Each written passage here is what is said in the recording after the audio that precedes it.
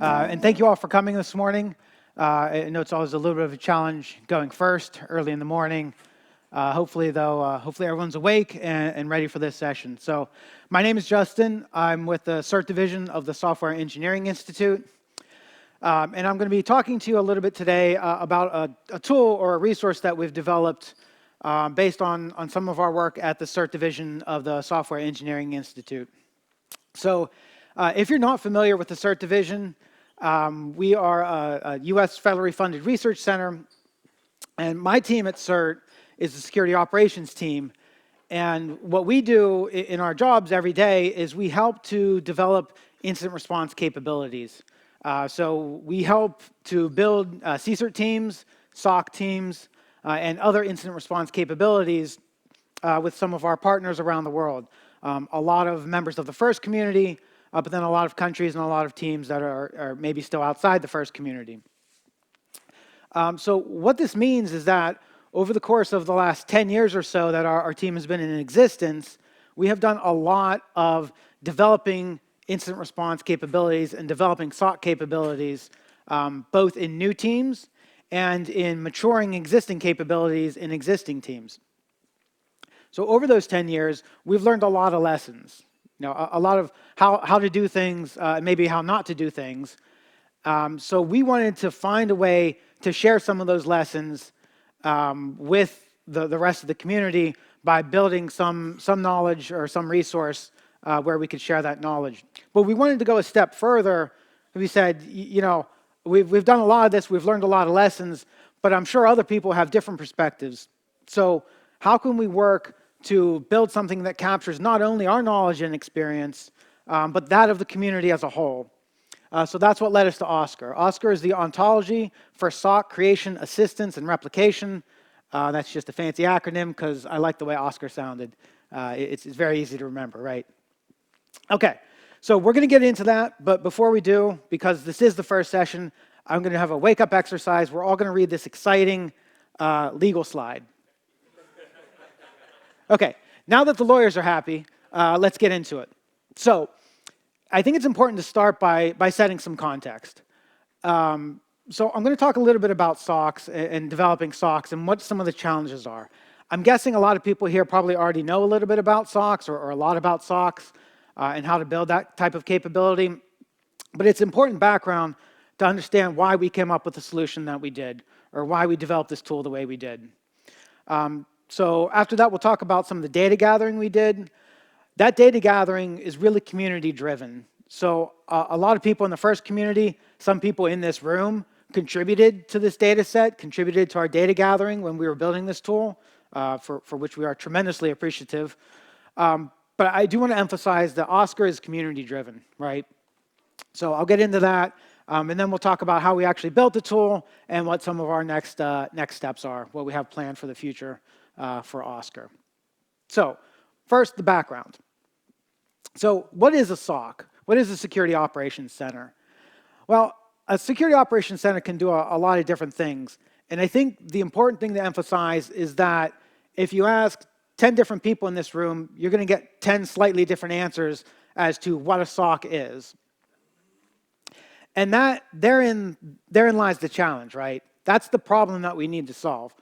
So if you want to just say a SOC is going to do everything related to cybersecurity, and I have an unlimited budget and unlimited resources, building a SOC is actually really easy, right? You just go out, buy all the tools, hire all the people, and implement all the processes and procedures, and you're done. Now you can do all the things. Well, here in the real world, where we don't have an unlimited budget, and we don't have unlimited resources, a SOC is going to have to be specific to the mission and the requirements of the organization that it serves, right? So every SOC is a little bit different, and what you think should be in a SOC is going to depend on your perspective, your organization, and your organization's mission. So, you know, you can't have like a SOC in a box type of tool, right? Some people, as we've been going through developing this, they've asked me, oh, is this SOC in a box? Is this just SOC in a box? No, it is explicitly not SOC in a box. I can't emphasize that enough. What we built this for is to be a process that is repeatable so that everyone can create their own unique SOC based on their own organizational circumstances and their own needs. So we did put a few guidelines on this. We said that, to be a SOC, you probably should be doing some sort of incident response, and you should probably be doing some sort of network monitoring, right? So 2 core functions of a SOC that most security operations centers are going to be doing. But outside of that, you really could be doing a lot of different things.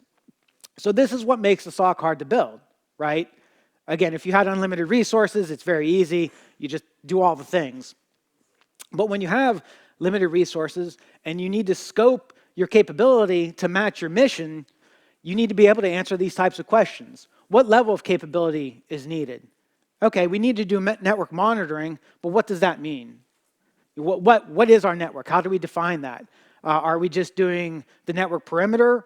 Are we doing endpoint? What level of capability do you need, right? How are you going to build that capability? How are you going to implement it? So there's all these questions that you have to answer, and generally to answer these questions, you have to have some experience in cybersecurity, incident response, or SOC operations. So you need experts to help you answer these questions. Well, experts in this room are probably very plentiful, but again, out in the real world, they're not really falling off the trees. So you need some tool, and that's the tool that we wanted to develop, that can capture all of this expert knowledge and put it somewhere where it's easily accessible, easily referenceable, and organized or structured in some fashion. So that's how we came up with Oscar. We looked at this problem and we said, I think we can solve this by developing an ontology. An ontology is just a way of formalizing and organizing knowledge. We want to develop an ontology that captures the expert knowledge and puts it in a place and in a way that it can be easily accessed by others and referenced for people who are building SOCs or maturing SOC capabilities. So what do we want to answer with Oscar? We want to answer questions like, what is your motivation for building this SOC? What's the planning process that you're going through? What capabilities do you need, and at what level do you need those capabilities to exist? Okay, so how did we gather the data for this? Again, we have a lot of experience from our team from going through this process, but we know that there's also a lot of knowledge and a lot of experience out there in the community to do this. So what we did is we said, we want to talk to these experts and we want to capture the knowledge that's in their heads and we want to get it into this ontology. How are we going to do that? Well, if you've ever talked to anyone who's a really true deep expert in any area, not just SOC operations, but could be anything, you'll find that once you get them talking about their subject area, they're actually kind of hard to shut up, right? People like to talk about their expertise, they like to talk about their research, whatever the case may be. So we thought, let's just sit down and talk to these folks. We'll record what they're saying, record these conversations, and that'll be kind of our data set. But in order to guide that, to make sure that we didn't let some of these experts, get talking and get off on the tangents and get really deep in the conversations, we first developed some scenarios. We developed about 18 scenarios to help guide the conversation. And these scenarios are really just like prompts. Like you would prompt an LLM with a question, we would prompt our experts with a scenario. So an example of a scenario might be something like this. You work for a medium-sized financial sector organization, and your organization has just been hit by a cyber attack that resulted in a significant data breach. As a result, your C-suite leadership has asked you to develop a SOC capability to make sure that no future breaches of this type happen again. Right? So that could be a prompt that we gave to one of our experts and said, okay, based on that scenario, how would you start developing a SOC capability? What people do you need? What is the process that you go through to hire them? What technologies do you need to acquire? So on and so forth. So again, we developed about 18 of these scenarios or prompts, and we sat down over the course of a couple months with 26 different people who have experience and backgrounds in SOC operations and in SOC development. Of the 26, 20 of them were members of the first community. And we actually did most of these interviews 2 years ago at the conference in Montreal. So we sat down in person with our experts, again, some of the people I see in this room, and we interviewed them in Montreal during the first conference. As a result, we had, between the 26 different interviews, 20 here and then 6 that we did outside, we got about 20 hours of recorded conversation. More than 100,000 words in these transcripts of these conversations that we recorded. And this is our data set that we used to develop OSCAR, to develop this ontology. So quick, obligatory summary slide of kind of the backgrounds of the people that we interviewed, the experts that took part in this research. As you can see, we tried to cover a wide variety of different backgrounds, people from big teams, small teams, large organizations, private sector, public sector. So we really tried to cast a wide net and get people from different perspectives and different backgrounds, because we want this to be a comprehensive tool, again, that can address the needs of any organization in any different kind of setting. Once we did that, this is what some of the transcripts look like. This is actually a transcript from one of the people at the CERT Division that we interviewed. So we do have their permission to share some of their words here on this slide. But once we did the transcripts and did all this recording, we went through and we did coding. We did data coding of the transcripts. We used something called grounded theory to go through these and pull out what exactly the expert was talking about in each passage. So we did 2 run-throughs each of these transcripts. And right now you're thinking, why didn't he use an LLM? But we'll get to that. So the first run-through, we kind of looked at each individual passage, and we looked at what are they talking about in this passage? What is the high-level concept that we're addressing here? So are we talking about tools? Are we talking about technology? Or maybe we're talking about the people aspect. Maybe we're talking about planning aspects of developing a SOC. After that, we went through and we did a second pass looking at, okay, we marked this passage as being about technology. Okay, what technology are they talking about here? Are they talking about network infrastructure? Are they talking about a specific tool? Maybe they're talking about forensics tools. Did they mention a specific forensics tool or a specific class of tool? So really getting into the data, getting into the minutia of what is being talked about or what our expert is mentioning in each of these passages. From that, again, from that first pass, we kind of identified 5 core high-level classes of knowledge that were being discussed. 3 of them were pretty obvious. 3 of them have been talked about a lot in the literature, in the academic literature, but also in practice. If you develop a SOC or if you're kind of working in the community, we talk about people, process, and technology, right? We kept coming back to those themes. But there were 2 new ones that we kind of didn't expect, but we did find, and that is planning and motivation. So these were 2 things that kept being cited by everyone that we talked to. When I'm developing a SOC, my motivation is key to the decisions that I'm making, and my planning process is also key. So the decisions that I make are based on, why am I doing this? Motivation, am I doing this because I want to prevent financial loss to an organization? Am I doing it because I have a regulatory requirement? Am I doing it because some incident has already happened and we're trying to prevent future incidents? That motivation was something that we saw people keep coming back to, and then planning as well.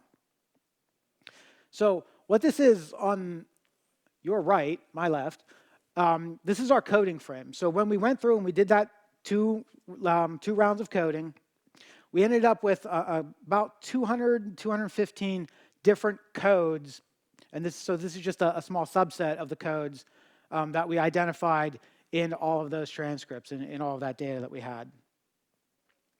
But a coding frame is useful, but that's really not much more than just a taxonomy, right? It's a list of terms, it's a list of things that are part of SOC development or SOC operations.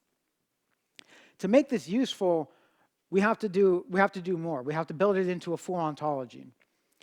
The thing that separates a taxonomy from an ontology is that when we get talking about an ontology, we're looking to fully describe the body of knowledge and to add relationships. Relationships between those classes, relationships between these ideas that help us make decisions, because ultimately that's what we want to do, right? We want this to be a tool that can help people make decisions or help people build capabilities, not just list all the things that are part of this domain of knowledge. So again, we had our team's prior experience, and we had all the data that we gathered from these interviews, and this is just a visualization here of all the classes that we pulled out and how some of them are related with some of those relationships. But how do we build out those relationships? We build those relationships by looking at what our experts were talking about when they mentioned these different classes. And we can define, in an ontology, we can define what are called object properties. So object properties are relationships between the different classes of knowledge. So I can say that something has some people. So a network monitoring capability has some people, and those people may be network analysts. So we would say that network monitoring capability has people, network analyst. So we're starting to develop axioms and develop statements about SOCs. So very simple statements, but they help us to build these relationships that you can see on the visualization here on the left. So as we add these relationships, we start to get a little bit more complicated and a little bit more in depth. And this is where we can start building something that can help people build SOCs in the future. So the more of these relationships that we add, the more we can start formalizing the knowledge and building out kind of our ontology. So if you're familiar, if you remember back to university, math class, you'll recognize some of these logical operators here. But SOC analyst is a subset of people, right? So people is the higher level class. A subclass of people is SOC analyst.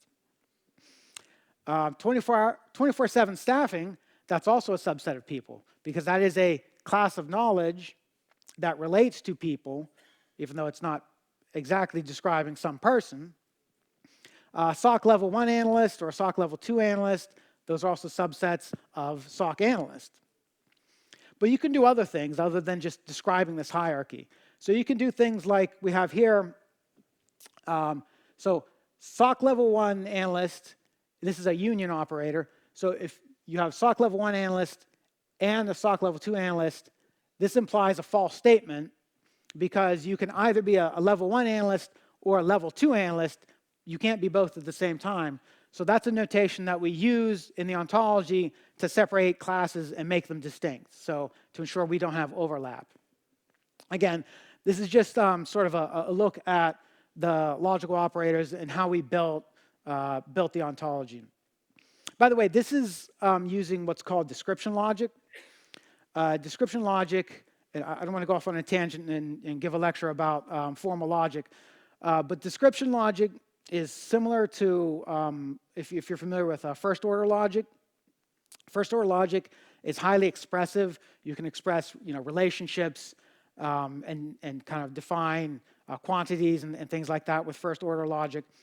Description logic is similar. It's slightly less expressive, but it's more expressive than like propositional logic, which wouldn't have any of the quantifiers or anything like that.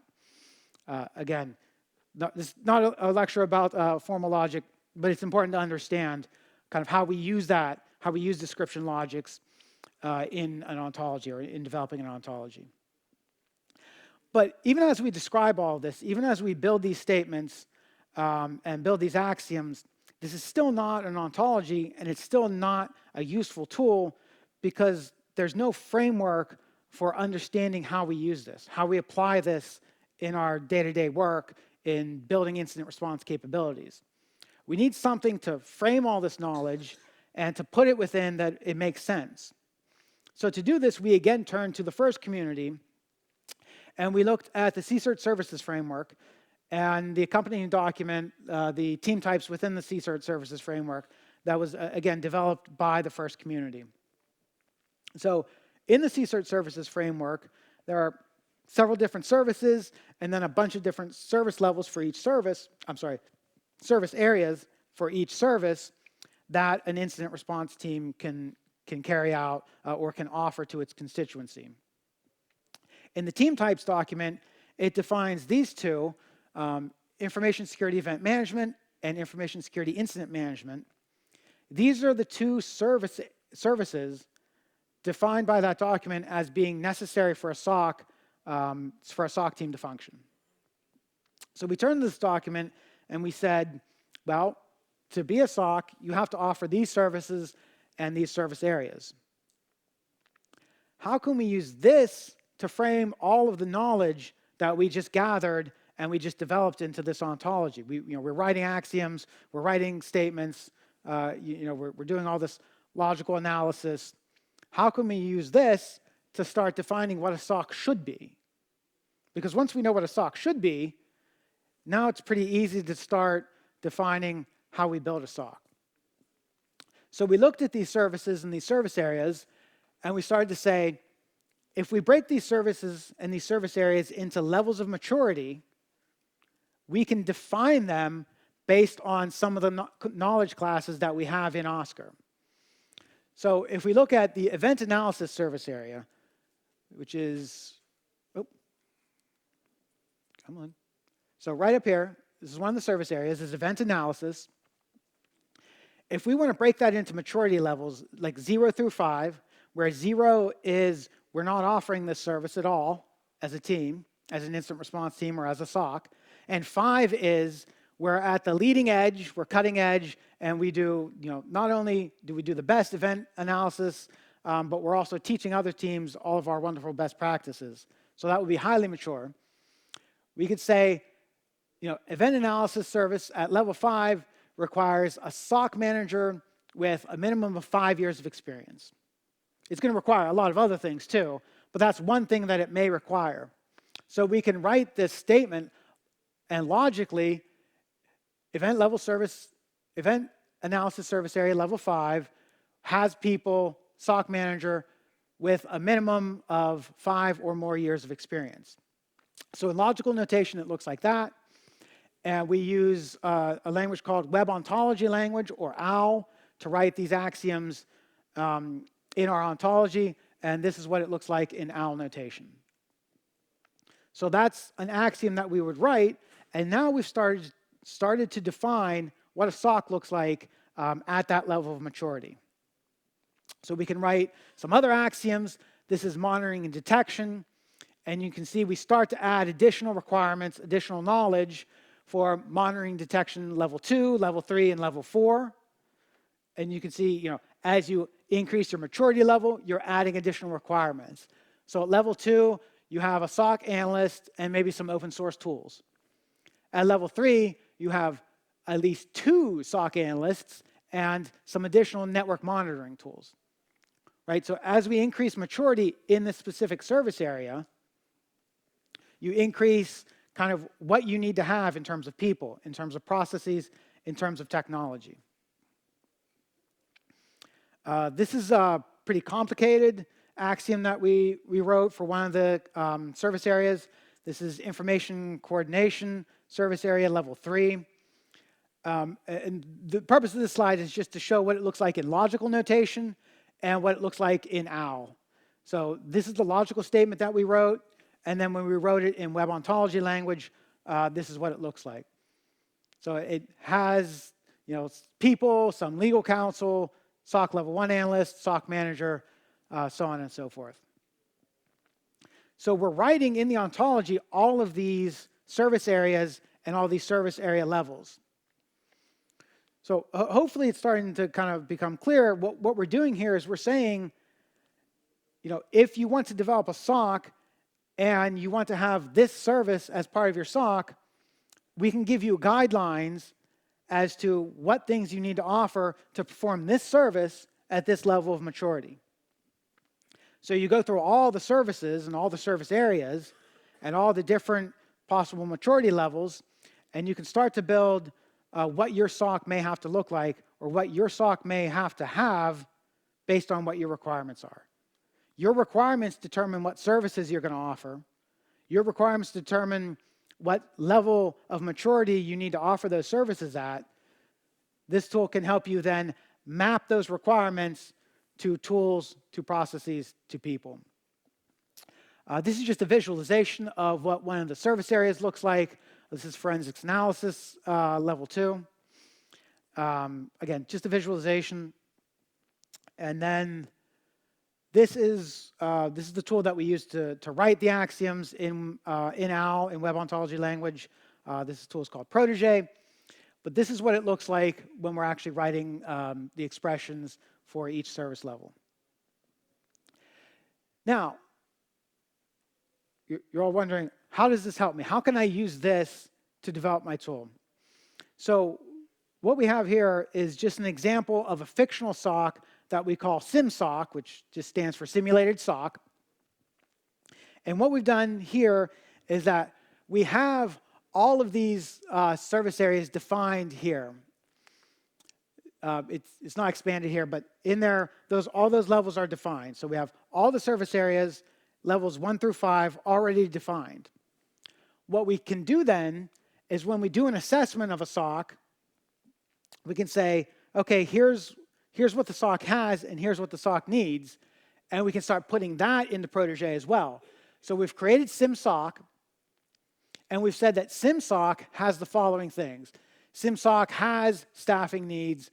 SimSOC has a SOC level 1 analyst with 2 years of experience. They have a SOC manager with 2 years of experience. So these are the things that your organization's SOC may have. Based on that, Protege has a reasoner, the ontology has a reasoner that can go through and match what this SOC has to the existing levels. And what you can see here is that it said, here's SimSOC, here are all the things that SimSOC has. SimSOC meets the requirements for information coordination level 2, information coordination level 3, and incident response level 2. So we know that this SOC, as it exists, can complete these functions at these levels of maturity. So if you want to add additional functions, all you would need to go is say, well, we want to add forensics analysis as a service area. It's not listed here, so let's go in and look at forensics analysis. What capabilities are listed in there that I don't currently have in my SOC? These are some capabilities that I need to think about adding. So you can do a comparative analysis of what your organization has, what your SOC has, and what is maybe in some of the predefined service areas that we have here. Okay, so that's the tool as it is now. We also have some other things that we're working on. We do have a GUI interface-based expert system that uses this ontology. Unfortunately, that's not, we can't share that right yet because it's done with some restricted funding, but hopefully we'll be able to share that in the future. But other things that we're looking at doing, I mentioned, why didn't we just use an LLM? We went with this approach because we really wanted to get our hands on the data and our hands on the information. We wanted to have an approach where we were really making sure it was community-driven and that information was what we wanted it to be, and we were pushing it in the direction that we wanted it to go. Now, though, with some of the advancements in LLMs, I think that we might start to look at exploring how we can use this data set to build maybe a security operations language model. So that's a potential area for future research, something that we might explore down the line. And then adding additional service areas. Again, we just focused here in this initial round on kind of, where is it? These initial service areas, the ones that were defined in the team types document. But there are a lot of additional service areas out there, and we might go for those in the future when we have additional time. So that's it. If you want to read more about Oscar, there's some resources here. We've written a couple papers that have been published, and the ontology itself is on GitHub. So go ahead and check that out. You can download that resource. There's a fact sheet on the SEI's website. And yeah, with that, and the research team, thank you to all of my team members and fellow researchers. So I think we have a few minutes left for some questions, if anyone has anything to ask. I want to bring an applause first, and then we can line up for questions on that mic.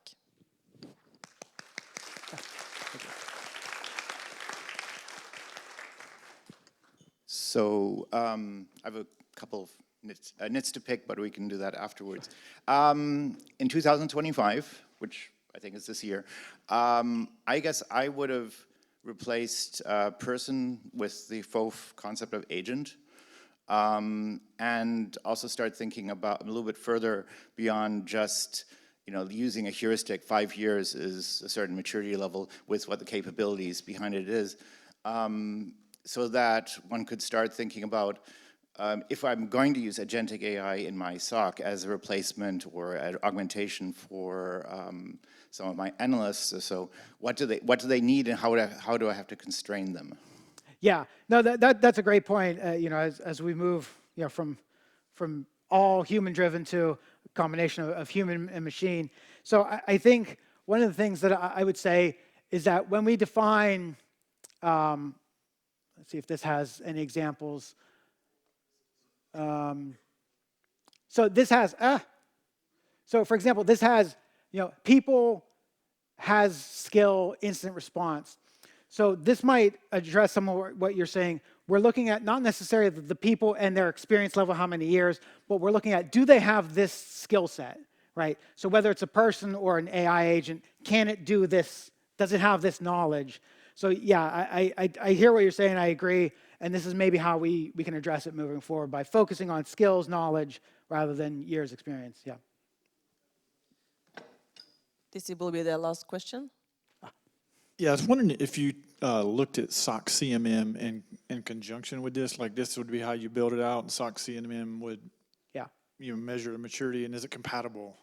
Yeah, we looked at SOC CMM a lot, and one of the areas that we looked at SOC CMM was to develop out these levels, right? So we looked at if we're doing event analysis, level 5, 4, 3, 2, 1. SOC CMM was one of the resources that we looked at to determine what should be in level 5, what should be in level 4. We also looked at some things like NIST documentation, so like NIST 861 for incident response maturity levels, but we looked at SOC CMM a lot, yeah. Thanks. Okay, thank you, and remember to fill in the survey. Thank you.